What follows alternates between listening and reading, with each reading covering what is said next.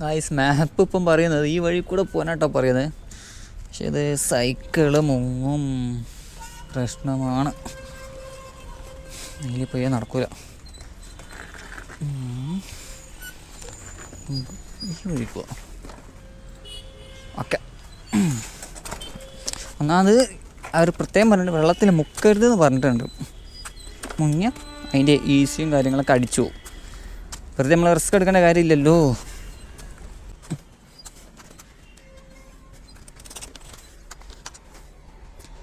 അയ്യോ സൈക്കിൾ അങ്ങനെ ഈ വഴി പോകാൻ പറ്റുന്നത് ഇല്ലാന്നുണ്ടെങ്കിലും ഇങ്ങനെ ചുറ്റേണ്ടി വരും.